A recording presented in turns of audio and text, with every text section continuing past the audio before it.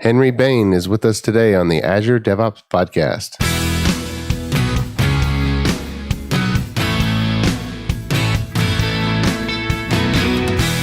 The Azure DevOps podcast is a show for developers and DevOps professionals shipping software using Microsoft technologies. Each show brings you hard-hitting interviews with industry experts, innovating better methods, and sharing success stories. Listen on to learn how to increase quality, ship quickly, and operate well. And now your host, Jeffrey Palermo.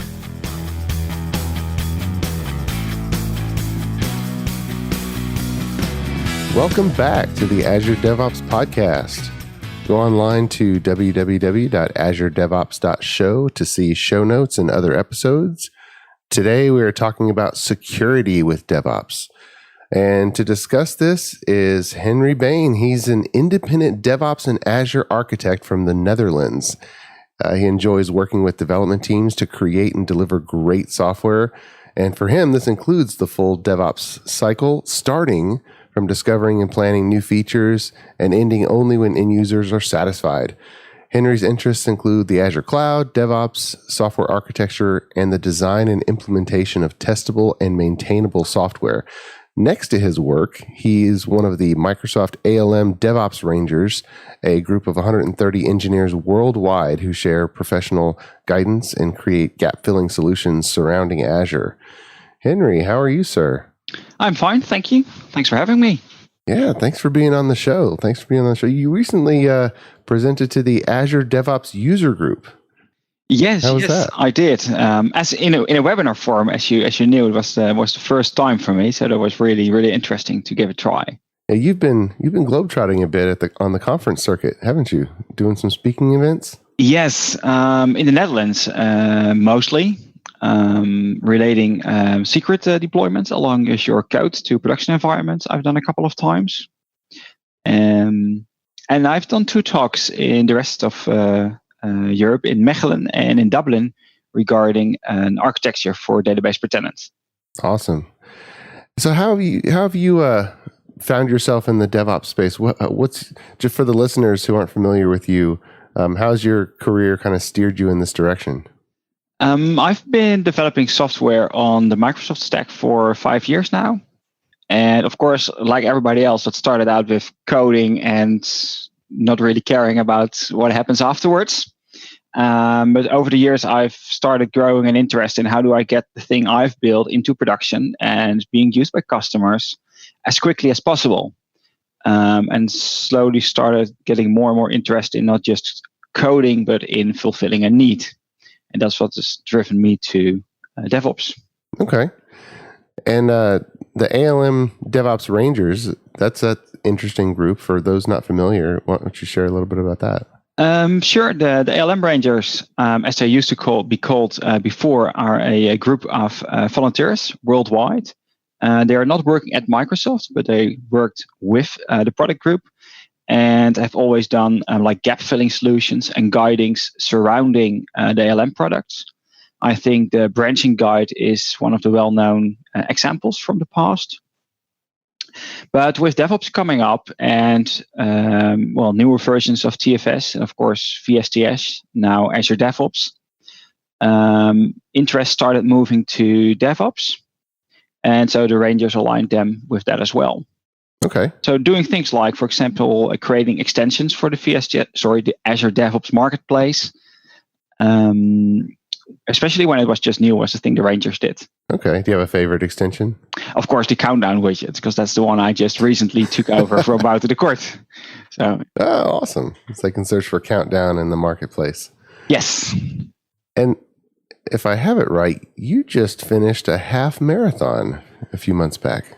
Yes, that's true. Being in this profession, sitting down a lot, I must admit that a while back, my figure wasn't what it used to be. So I started exercising and running together with my wife, who took an interest in running as well. So we ran together, not necessarily after each other. And 2 months ago, I did a half marathon and survived and finished within the time allotted. So that's great. Well, that's pretty impressive. I don't think that I've ran anywhere near that distance in my life. Well, a year and a half ago, I think I couldn't run for 2 minutes in a row without feeling that I wasn't going to last much longer. And it was just a thing of really gradually increasing the pace and also the duration of training. And it worked because I'm in a lot better shape now than I was 2 years ago. Yeah, wow. That's pretty impressive. That's pretty impressive. So now the full marathon next year, right?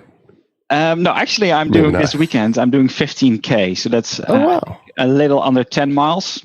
Wow. Okay. All right. Well, let's stop talking about things that I'll never do. No. You never know. You never know. Right. Well, DevOps is kind of like a marathon. How's that for a segue? Deep. Yeah, exactly. So DevSecOps is a term people have been throwing around, and a lot of folks are just trying to get their heads around what DevOps is and how to implement it in their environment. They're working with Visual Studio, deploying things to Azure or definitely to Windows servers, if they happen not to be in Azure. But then the security gets tossed in the middle. Of course, we understand security is important, but how did that term come about, and what are the things that people just need to know?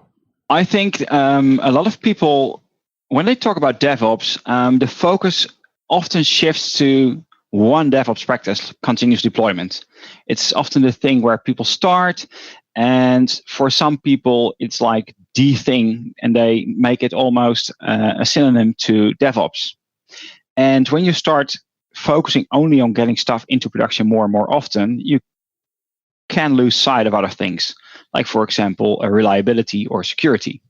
So I think it's a bit of a counter move of people to get the attention to security that it deserves, and also expanding on the idea of getting together. You had Dev and Ops working together, and now let's bring security in the team as well, instead of fighting each other over releasing more often versus maybe releasing less often. Okay. And if someone wants to bake in security into their DevOps practice, what do they need to start thinking about? Well, what I did was, because I'm a lazy developer, so I don't like doing things by hand, especially not things like security reviews or explaining to people why what I've done is secure or not. So I like to embed things in the pipeline, shift left. What we've also done with quality assurance testing over the last couple of years.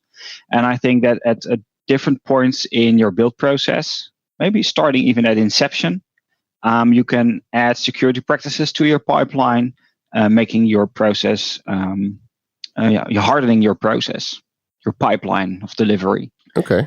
And that can be at inception, coding, when compiling, building, when releasing, and of course when operating as well. So at every stage of software development, application lifecycle, there are things you can do to be more secure. Okay. What are some of those things that folks should look at? I don't know. I think there are a lot of things. A personal favorite of mine is to start thinking with, why can't you just kick everybody from production access? If you walk up to a team and you say, who can access, I don't know, the production database, or who can access the app service that hosts your code, there will probably hands go up. And what is blocking you currently from just kicking everybody out of production access?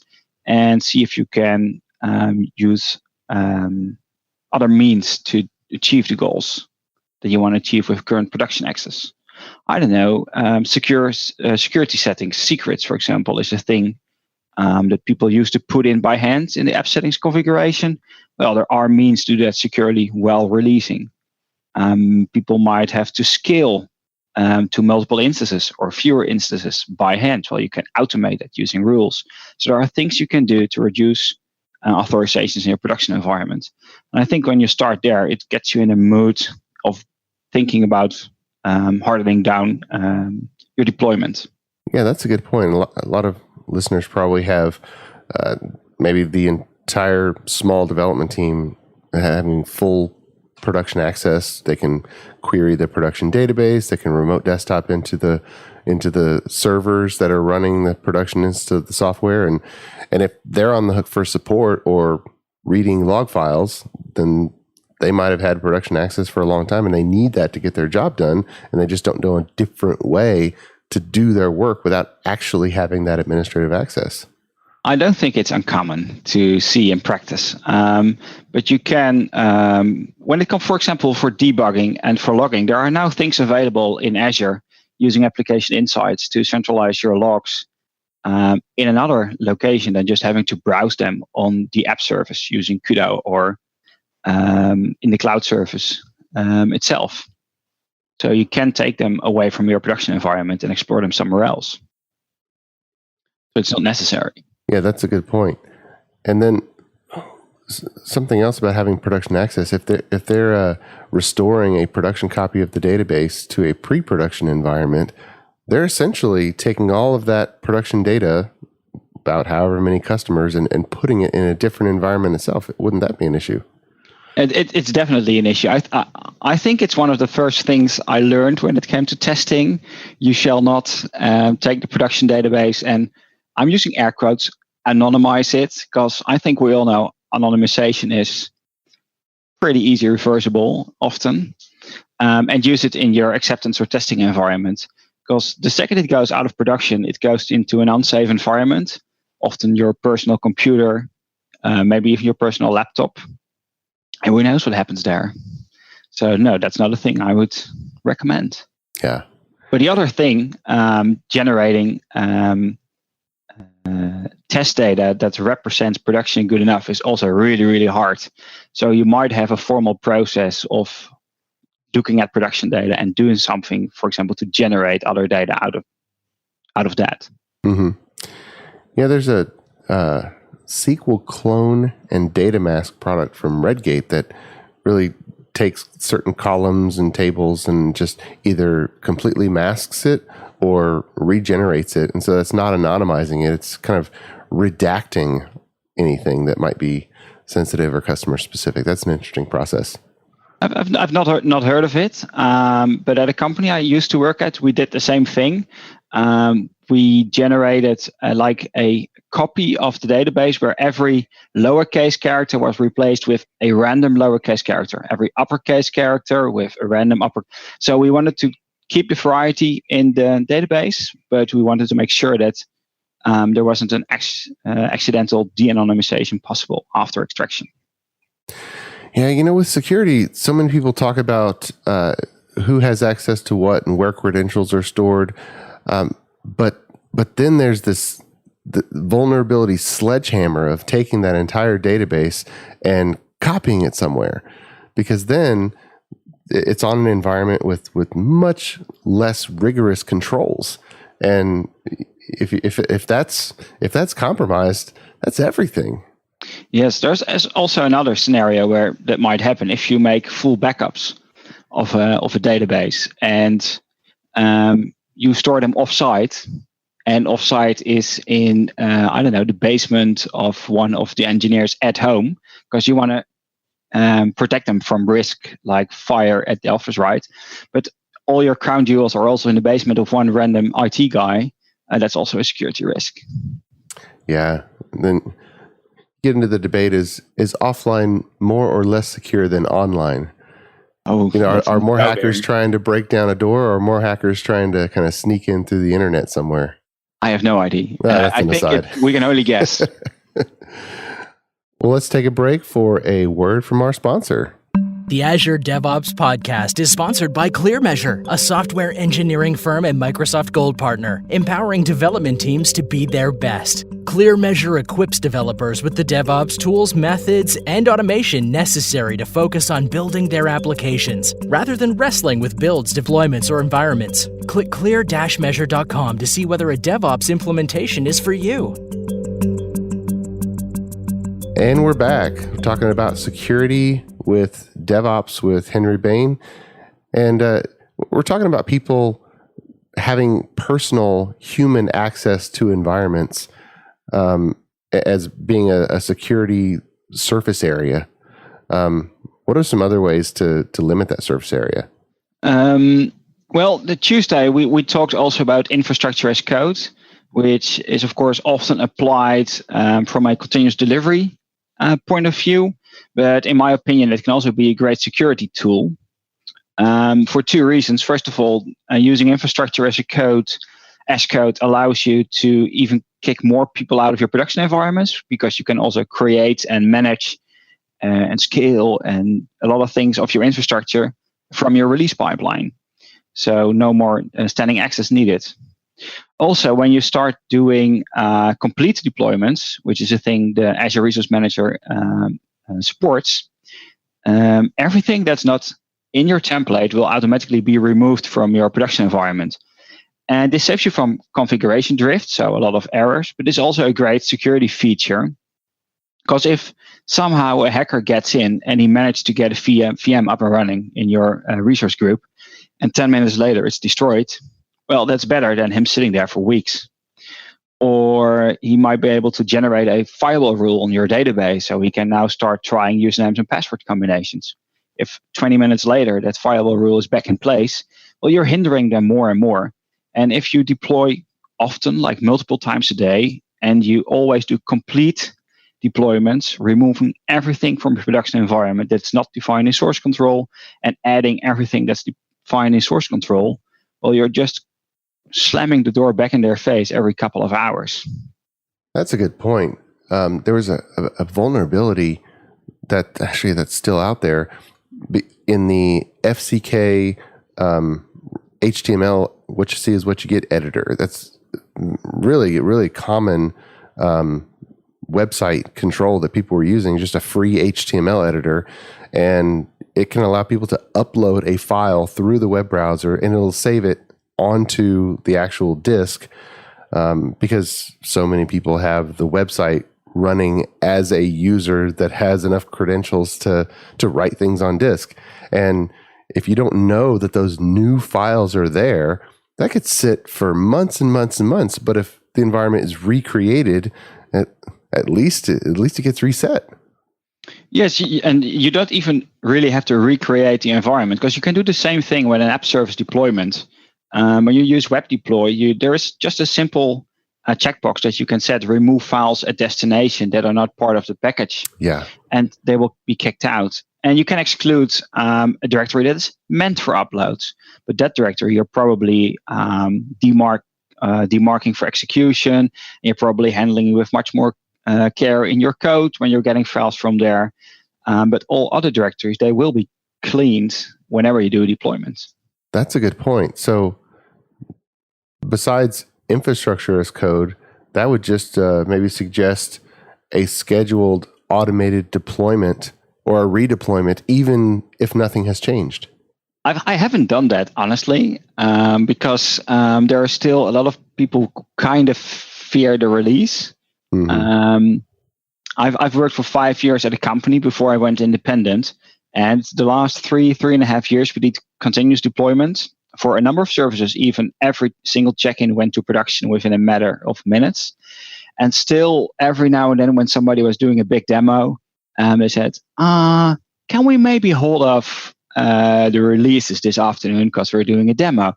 Still, there is this, I don't know. There's pain from the past that they remember. Yeah, probably. But it sticks around for years. Yes. I'm still young. I haven't. Hey, we're all young. That'll never change. Okay. But that's true. I mean, we're all human, and there are painful memories of the past. There's a maintenance window where the system is taken down, and the system will be back up in an hour. That's what we tell ourselves. And then days later, there's issue after issue after issue, and everyone's thinking, how did this happen? How can we not just put it back the way it was? And they remember that pain, and it's almost like they need computer programmer therapy or something to get over the hurts of the past. It's weird, because I don't think that the release was the cause of the pain of the issues, right? It was not releasing often. That was, I think, the cause of all the errors and problems popping up at once, all at the same couple of days. But oh well, it still happens. And even now and then we even oblige, because when somebody who is more important than you says, and you shall not deploy this afternoon, then we're like, okay, yes, sir. Absolutely. They often pay the bills. Yes, and of course you have to mind, if you do a lot of deploys, you have to mind cold starts and the just-in-time compiler hitting or starting from scratch. So that's the thing that you have to keep in mind then. Yeah, absolutely. You want that first hit to be automated and not experienced by a human. Yes, you want to do it before the switch, because I've seen cold starts taking 2 minutes, and that will be painful for customers then. Yes. Absolutely. And you had you've done some other things with policy to help with this too, right? Azure Policy. It's a thing I like to talk about because it's not really well known. And I think, of course, when we hear policy, we think auditing and rules, and we're all like, ugh. But it's a great tool where on the one side, you have a development team doing ARM templates and just defining what they need, and there we go. And on the other hand, policy allows you to define things you don't want to see in your subscription and deal with it in 3 ways. Either take note, like audit, and notify somebody who can bring the pain back to the development team. It can just deny. So, you're trying to deploy a Bitcoin mining machine. Well, not going to happen. And it can even augment. So, for example, when you're deploying a Azure SQL DB and you're not providing a access rule for the IP address that is hosting, I don't know, some monitoring service, it can automatically add that firewall rule to your deployment. So policy can really help you to automatically apply security measures and just disallow anything you don't need. And if it's ever going to pop up, it's probably not done by you, like that Bitcoin machine. Because if I was a hacker and I got access to somebody's Azure subscription, it's the first thing I'm going to do, right? Spin up 10 of the most expensive machines and have them Bitcoin mining. And there are some very expensive servers available. Yes, you can become really poor in a couple of hours in Azure if you want. Yeah, let me spin up the CERN supercomputer. Click. There we go. Well, I don't know what happens, honestly, because if you're, for example, my bill is always, I don't know, between 100 and 200, 300 euros a month. Mm-hmm. If I would spin up a machine that would cost me like 10,000 euros a month, might there somebody of Azure like give me a call? So van Henry, we see this funny thing going on. I don't know. Yeah. I've never tried it. They'd give you a call if you didn't pay your bill. Okay, now I haven't experienced that either, so so that speaks for me. Well, I've done some folks on my team have done some of testing of spinning up some of the larger machines to see if it affects build times, and past a low certain point, it's not really effective in that case. I think because you're only limited to a certain number of cores, certain amount of RAM, and anything above that just doesn't get used anyway. So you really have to, I guess, understand your workload and make sure you can actually make use of that large of a machine. Fair enough. But it's just not a thing you want to see, right? When you come back into the office and there is a machine of, 25,000 euros a month sitting at 100% CPU on your bill. It's not a thing you want to see. So you can prevent it by using policy, and you can use it to like disallow anything you're not using. And it's a great security tool. Awesome.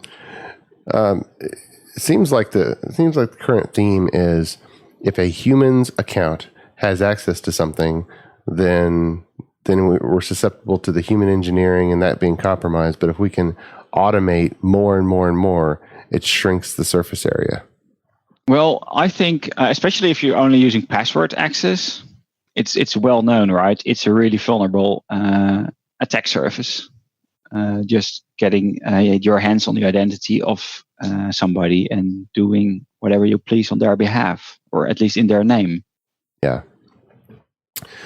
All right. So what's next for you, sir? Well, first of all, I'm on a couple of days of holiday, a bit of planned. I'm between contracts right now, so a lot of time to learn and to study new things. I'm sucking down a lot of Pluralsight these days, and interviewing next week. And for next year, I'm starting on planning some new talks. I want to do something with regards to monitoring or logging. I think there is a market for that, but I think there are people who want to learn more about how to monitor their solutions in production. So that's the thing I'm exploring. And of course, I'm going on holiday to New Zealand in just under 2 months. So that's something I'm really, really looking forward to as well. Oh, and I almost forgot, because I'm just going to try and start something new, and that's training. And it's 2 ways actually. With a good old colleague of mine, Gerald Versluis. He's quite a well-known MVP in the Netherlands in the Xamarin space. I'm going to do a 1-day training, which is like aiming on getting people up to speed on cloud-based development. Things like Azure Functions, ARM templates, application insights.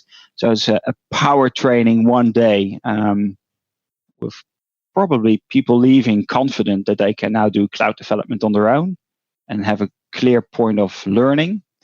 And I am negotiating with a party on starting an online training, which I cannot say anything else about, but I'm really, really excited about. Awesome. Well, what websites would you have them look at to keep up with that? Just keep a tabs on my own blog or on my Twitter account, because I will probably shout it from the rooftops if it goes live. Okay, we'll put those in the show notes. What's the blog and Twitter we should include? My blog is just henrybeen.nl. No fancy taglines or anything. And my Twitter as well, Henry_Been. Awesome. Straightforward. Awesome. Well, before we go, what should the listeners do next if they want to dig more into security in their DevOps environment? I think a great way to start is, like I said, take a look at what's keeping you from kicking everybody out of production. And once you got that down, you can take a look at your complete pipeline from inception to stuff running in production, and like see all the activities that are happening there and just go through them one by one and ask yourself, what can go wrong? And you have to find that one devious, twisted mind in your company that can turn everything around. And he can probably tell you where the risks lie and how he would try to screw you over if possible. And I think you could take input like that to improve. And of course, there are a lot of presentations out there with ideas and approaches on how to harden your pipeline, like the webinar I did. But I do know for sure there are more people doing great presentations on these topics as well. Awesome. Well, thanks so much, Henry, for visiting with me. My pleasure, and have a great day. And until next week, keep shipping. You've been listening to the Azure DevOps Podcast, a show for developers and DevOps professionals shipping software using Microsoft technologies. Go to www.azuredevops.show for show notes and other episodes. On behalf of your host, Jeffrey Palermo, and our sponsors, thanks for listening, and may God bless you.